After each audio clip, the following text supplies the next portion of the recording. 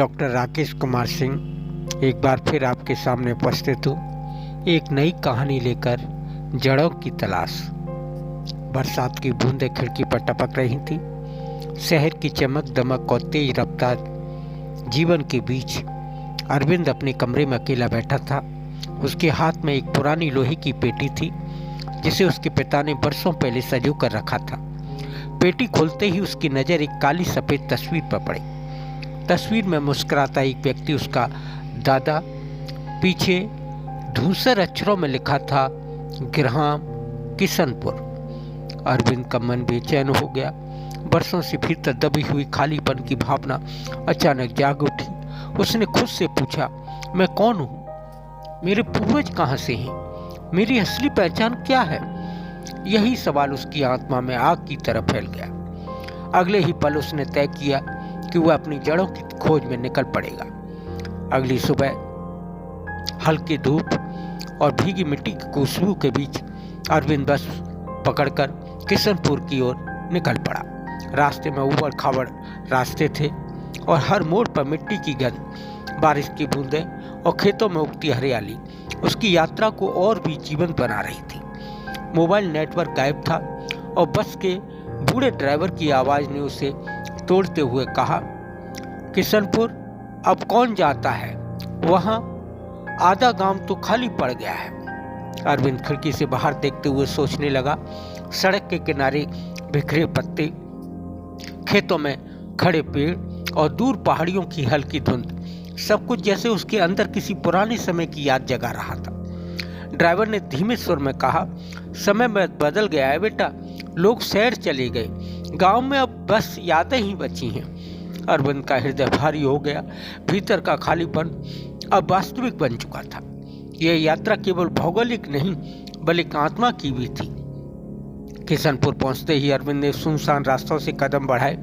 हर घर की दीवारें टूटी और धूल से ढकी हुई थी। खिड़कियों में कांच टूट चुका था और खेतों की मिट्टी में पानी की बूंदें चमक रही थी। गांव की वीरानी में मिट्टी की खुशबू और बरगद के पेड़ की छाया उसे पुराने समय की शांति का एहसास करा रही थी।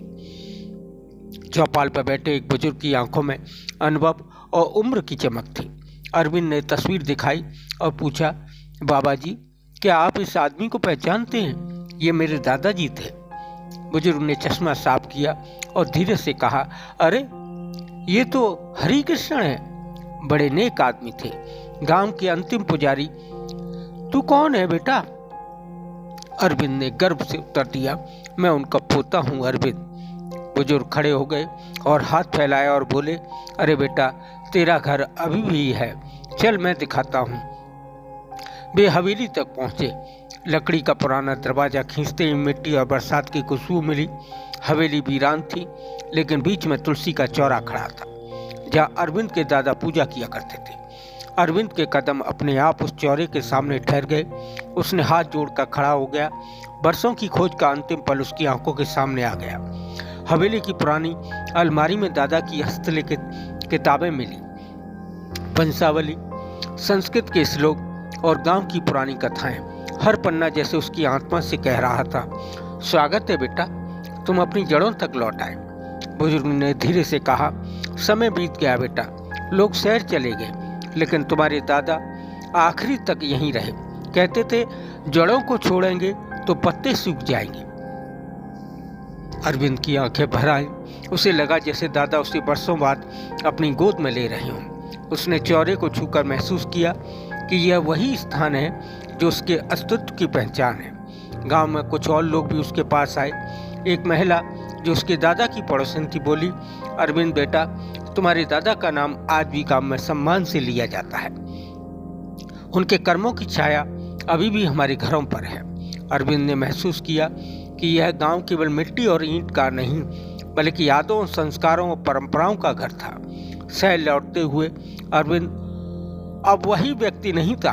उसके पास पहचान थी, मिट्टी की खुशबू थी और अपने पूर्वजों का आकाश था।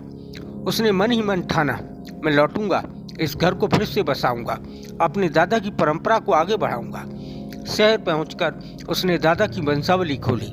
पहले पन्ने पर लिखा था, जो लौट कर आता है वही अपना कहलाता है। अरविंद मुस्कुराया। अब वह सिर्फ अरविंद नहीं था, वह हरकिशन का वंशज था, किशनपुर की मिट्टी का पुत्र, अपने पितरों का वारिस।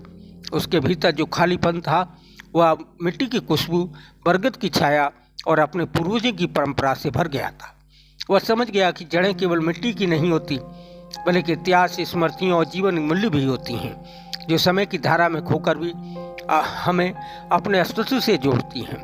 उसकी यात्रा समाप्त नहीं हुई थी, वह केवल एक नई शुरुआत थी, अपने पितरों के घर, अपने गांव और अपनी पहचान के साथ। आपको हमारी कहानी जड़ों की तलाश कैसी लगी, हमें कमेंट्स करके अवश्य बताएं। मैं डॉक्टर राकेश कुमार सिंह।